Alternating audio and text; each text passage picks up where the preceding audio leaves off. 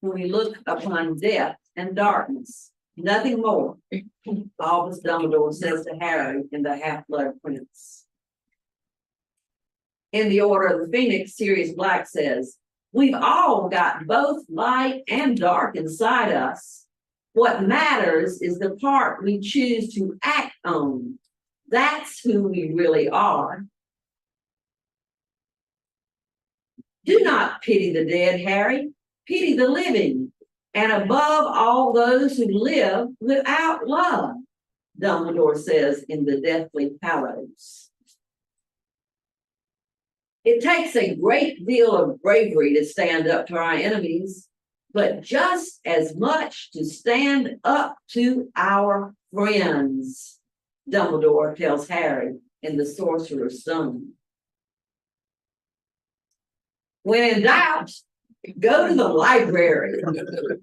This uncharacteristic bookish quote from Ron in the Chamber of Secrets was inspired by Hermione.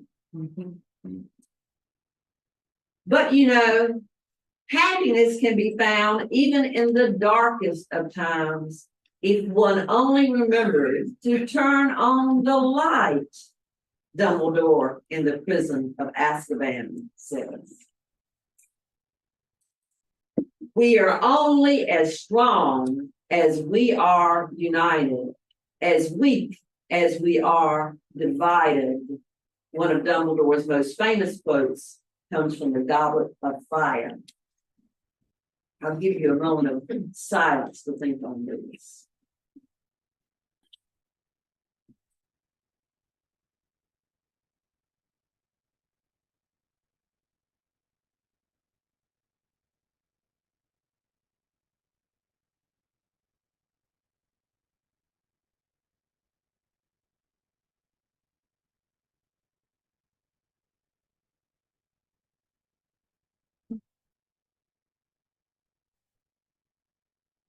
We breath in.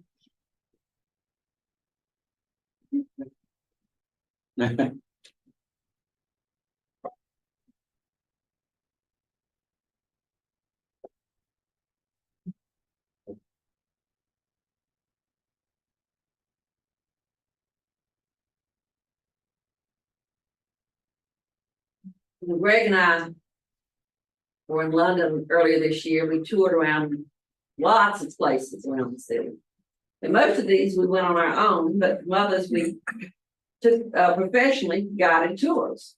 We skipped one that seemed to be a very popular tour, the Harry Potter tour.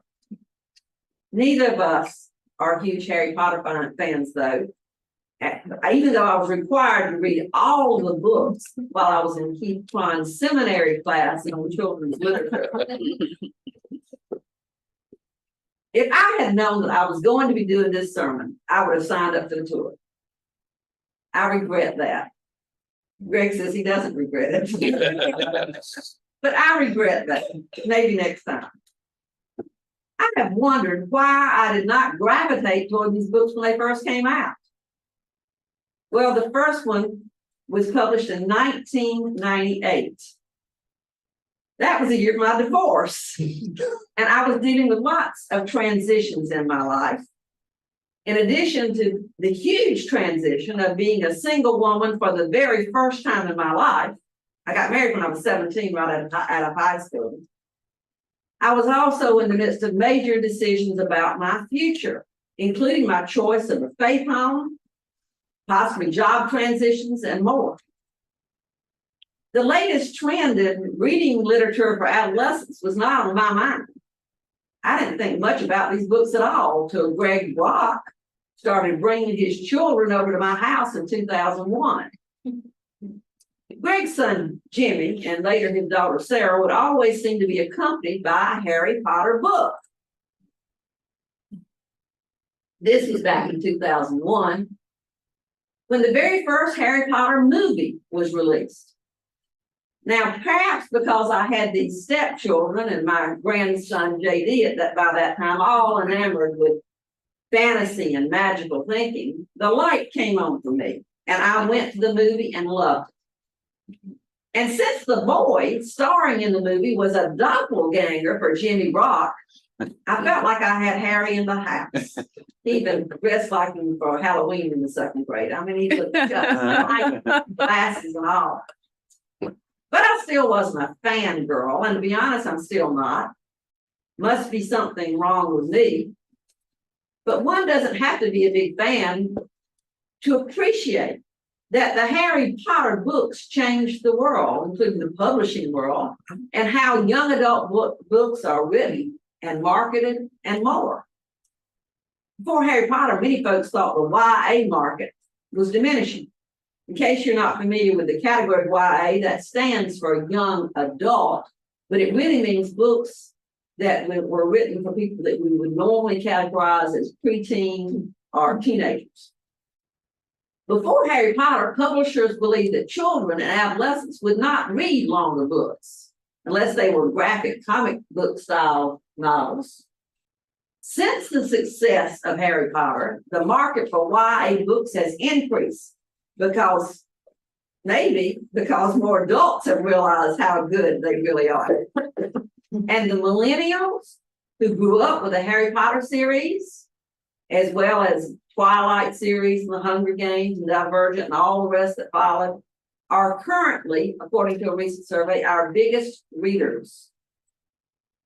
Plus, these folks, and they're now in their late 20s to early 40s, are still big fans of young adult fiction, proudly participating in cosplays and coscons and more based on their favorite characters. They'll dress up like all these figures and characters and go to these things, have a good time. And the reason, of course, I just thought of another reason. Maybe it's because they've all put off having children. So that may be one reason. But another reason, I didn't say what the other reason was. But anyway, my sermon, the reason may be because of what these books teach. And my sermon series now is on lessons from banned books. And Harry Potter series, well, all of them show up again and again on all those lists. These books have been challenged from the beginning, or banned even. But they're very popular, very popular. So first, I'm going to address the primary reasons for the books being challenged or banned. Then I'll follow up with some of the moral lessons we can learn from the series. And then that's followed by why I think J.K. Rowling can still learn from them. Okay? Constance Grady and Aja Romana, two members of the culture team from Vox Media, wrote an article about the series, which included a good summarization of these challenges and bans for the Harry Potter series. They stated, part of what made Harry Potter such a literary phenomenon is that so many kids were reading the books, despite an unprecedented number of attempts to get them to stop reading the books. The Harry Potter series, like many works of fantasy, involves wizardry and witchcraft. The feeling that these books promoted the occult seemed to be the basis for the constant challenges to the series' presence in school libraries and bookstores by concerned conservative parents. The books first topped the American Library Association's list of the most banned books of the year in 1999 and remained in the top spot for most of the next decade. In 2003, a judge ordered an Arkansas school district that had removed the books from the schools due to promotion of the religion of witchcraft to return them. Similar formal attempts at removal persisted into the latter half of the decade. And the books continued to rile up conservative religious leaders. It kind of had fallen off the radar, and now, with all this uptick of book banning, they're rising up again, who warn of its demonic influences. I should add that in this recent tide of banning books, you'll see many things pull back up that had dropped off of the list. Well, because folks are again saying, yes, let's not go back and read Judy Blume's books, and all these things are coming back up to the top. But witchcraft wasn't the only evil the books were accused of peddling. In 2007, after the series end, J.K. Rowling retroactively outed the powerful wizard Dumbledore as gay.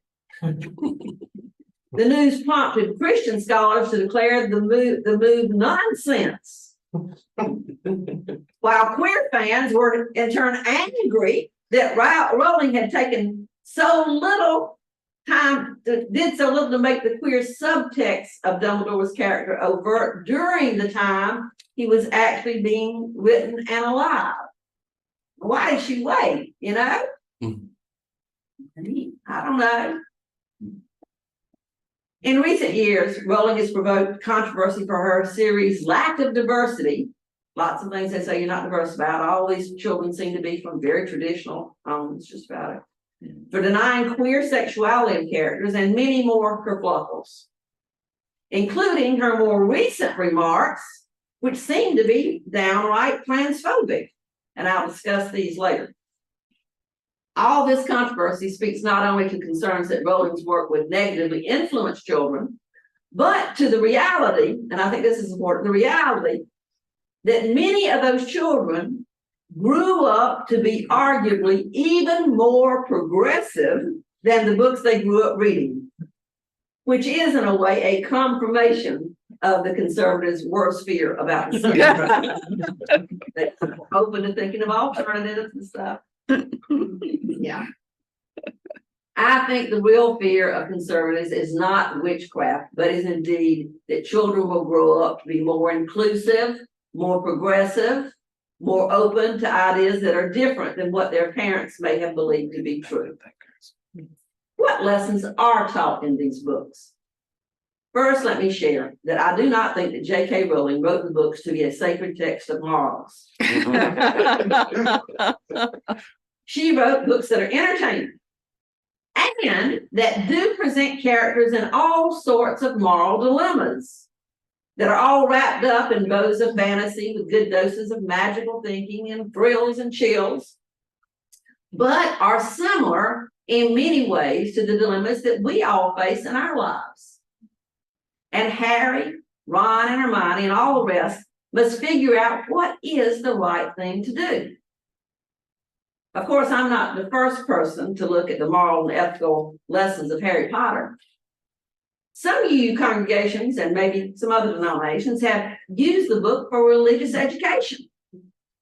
Instead of vacation Bible school, some UU congregations invite the children and youth to come to Hogwarts in the summer for some instruction. Or a more scholarly exploration of the topic, I read this book by Edmund M. Kern, who is an associate professor of history at Lawrence University in Appleton, Wisconsin. It says the wisdom of Harry Potter, what our favorite hero teaches us about moral choices. Since joining the history department in Lawrence in 1992, and you may say, why in the world would a history professor write? Why was a history professor doing write about morals? Well, actually, a lot of history professors go back and look at history and tell us a lot about it. Actually, not history professor, but Rachel Maddow has a very good book that's just coming out, and what she's done is gone back and looked at the history of fascism, so we can kind of learn something from our history, right? So history does teach us a lot. But since joining the history department in Lawrence in 1992, a staple of Kern's teaching has been the popular course, Religion, Magic, and Witchcraft in Early Modern Europe. In the late 1990s, when students in that class began questioning about a certain literary boy wizard, Kern applied his scholarship in witchcraft and witch hunts in bringing an historic sensibility to the cultural phenomenon that we know about as the Harry Potter series. The book especially points out Rowling's use of medieval history of Hogwarts, and she did her homework. You can go back and read and see where she's gotten some of these things. Combined with, when they go to Hogwarts, it's like they've gone back in time, but then they come back, combined with a setting that's placed in London in the 1990s. So children kind of see themselves there, you know. I assumed that his background was in philosophy, though, not in history when I was reading through it. I didn't see that he was a history professor. I'm reading, I think, oh, this is a philosopher because of all the connections he makes with it about the morals with different philosophical writings, especially those we identify as the Stoics and neo-stoics. Stoics emphasize that it is important to accept what is necessary. Don't cry over spilled milk. Without denying what is possible, wipe it up. Harry Potter strikes the Stoic balance. Kern notes that striking the balance is difficult, but because life is full of uncertainties. Kern's book is full of examples from the Potter series and provides some heavier lifting than I have time to do in a sermon. But he does try to show that Rowling develops an updated Stoic moral system in her books, a contemporary neo-Stoic view, if you will. As in real life, context does matter in how Harry and his friends address their problems. For example, they can realize the importance of rules generally, but sometimes see the need to break them. I'm going to put this book with others in our free little library that we're going to get. You know, we're going to have a free little library of banned books. So I know this one will be banned, so I'll stick this one in. So if you want to read it, pick that one up later. I found one other used sermon on the lessons we learned from Harry Potter's books. It's called It's Our Choices, Harry, by Chrissy Bushacre. The title, of course, is taken from the words of wisdom provided by Dumbledore when he says, "It's our choices, Harry, that show what we truly are more than our abilities." Bushacre points to 3 nuggets of truth that you can learn from. Listen to the outcasts. Listen to those on the edge. Listen to the outcasts. Love is everything, and community is key. And I found lots of blog posts and articles with folks sharing about lessons that they have learned personally, but I don't have time to share all of those. For my own analysis, I decided to see how our proposed shared values as identified by the Article 2 Study Commission that I preached about last fall are exemplified or not in the Harry Potter series of books. How about that? And after doing all this other reading, I thought, I don't have time to go through those books for examples related to those 7 values. So, folks, I used artificial intelligence and selected information from Hello AI, provided to my questions about how the Potter series teaches each of these shared values. I typed in, how does the Harry Potter series teach us about equity? And then it all would load up, you know. Too much, really. I had to pick what I wanted to share. And I figure it's not cheating if you tell that's how you got it.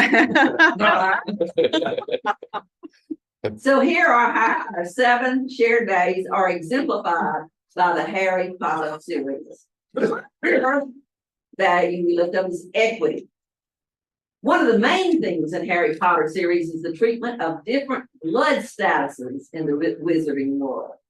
The concept of blood purity is a central conflict, as some wizards, like those in the Malfoy family, believe that only those with pure wizarding blood are worthy of respect and power. Other characters, including Hermione and Lily Potter, challenge this belief and advocate for equity and acceptance of all individuals, regardless of their blood status. The series also shows Dumbledore's army organizing a campaign to fight against the enslavement of house elves and push for their emancipation. Another thing that promotes equity in Harry Potter series is that of the friendship shared and teamwork that takes the whole team, especially with individuals that have differing talents, differing skills, knowledge, and more. Second value, transformation. This series traces the personal growth and development of many characters, including Harry, Ron, and Hermione, as they face various challenges and obstacles throughout the books. These characters undergo transformation and evolve from being naive children at the beginning of the series to mature young adults, gaining new insights along the way. For example, Ron learns to overcome his insecurities, and face his fears. Hermione learns to balance her intelligence with her emotions. And Harry learns to cope with loss and take responsibility for his actions. Pluralism. The wizarding world depicted in the Harry Potter books is diverse and multicultural, with characters from various ethnic and cultural backgrounds. For example, the Patel twins are of Indian descent, while Cho Chang is Chinese descent. This diversity is not only represented in the characters themselves, but also in their customs and traditions. They all show off in the Yule Ball that they have, which incorporate different elements from different cultures. The series also teaches the value of different talents and skills. Hermione is praised for her intelligence and academic abilities, whereas Harry and Ron are recognized for their bravery and loyalty. I think that's AI. This AI is a little bit sexy. Hermione was very brave, very loyal, and they were somewhat intelligent too. I think they've all got it. But yes, that's what they were praised for. So it does praise them for very different skills. The series promotes tolerance and acceptance of differences, particularly through the character of Dumbledore, who advocates for respecting and protecting minority groups such as wolves, werewolves, and giants. The series also highlights the dangers of prejudice and intolerance, as seen in the conflict between the Death Eaters' belief in pure blood supremacy and the pluralistic values of Hogwarts. Okay. Here's the one we're talking about lately a lot. Generosity. Many characters in the series demonstrate generosity by helping others without expecting anything in return. They often put themselves at risk to help others, such as when Harry saves Ginny from the Chamber of Secrets, or when he sacrifices himself to destroy the Horcrux inside him. The series also stresses the need for giving back to others and supporting those in need. Characters like Dumbledore and Molly Weasley demonstrate this by providing a home and support for those who are orphaned or who've been abandoned, such as Harry and Hermione. Whether it is through helping others, fostering friendships, or giving back to the community, the series encourages readers to be generous and selfless in their actions. Justice. The main characters in the series demonstrate a strong commitment to justice by fighting the forces of evil and standing for what is right, even when it is difficult. For example, Harry and his friends stand up against Lord Voldemort and his followers who promote pure blood supremacy and seek to oppress those that are different from them. And many magical creatures, such as house elves and centaurs, that are treated as inferior or discriminated against by certain characters, are lifted up and supported by the main characters. However, the main characters challenge these prejudices all the time and help us to create, or help them at Hogwarts to try to create, in the end, a more just society. The series also teaches that justice requires accountability for one's actions. Justice requires accountability for one's actions. Characters who act unjustly, such as Lucius Malfoy, face consequences in the form of imprisonment or loss of their position of power. Interdependence. The series emphasizes the importance of friendship and teamwork in overcoming obstacles. Harry, Hermione, and Ron work together to solve problems and rely on each other's strengths to accomplish the goals. The series promotes the idea that no one can succeed on their own, and that we all need support from others. Characters in the series frequently rely on each other for emotional support, counsel, and encouragement. And then our seventh value, which centers all of the rest, these are all interlocking, is love. Overall, the Harry Potter series emphasizes the importance of love and its many different forms, including sacrificial love, familial love, and romantic love. By promoting the idea that love involves sacrifice, selflessness, and mutual respect, the series encourages readers to reflect on their own relationships and interactions with others, and to work towards building strong, supportive relationships based on love and respect. Now, if you tune me out and you're daydreaming, I want you to come back. I've sat there, folks. I know how that works. All right. Now, I stated that I would also address what J.K. Rowling should learn from her own series. I don't want to be too hard on the author. Folks, most of the authors of books I love have said things that I found somewhere in their lives I found objectionable or even sometimes deplorable. And I don't have as much concern about her being more progressive and diverse as she should have been in the books in terms of her issues that I think related to sexuality and gender. Or they were perhaps written before she became more enlightened and decided to release Dumbledore from the closet. My concern is related to her more recent remarks, tweets made in 2020. Seen as transphobic by many, for which she has not apologized and even doubled down on. So I mean, we all say those things, folks, and we don't realize how it's going to impact others.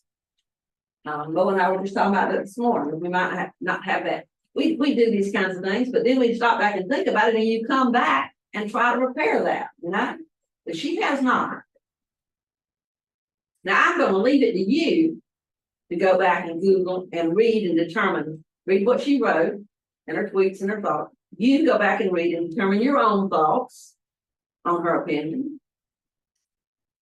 But I would ask her, if she was sitting here, to look at the opposition, go back in her books and look at the opposition to those at Hogwarts who were not accepted by some because they were Muggle born.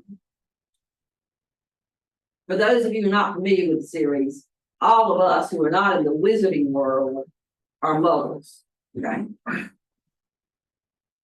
Hermione may have been born as a Muggle, but there was something that told her that she was not a Muggle, that she was destined to be a witch. And she was accepted into Hogwarts, and she excelled while pulling others through with her excellent magical knowledge and skills. Excellent. She did not let the identification of her birth origin determine who she felt that she was. Hermione may be Muggle born, but she's a witch.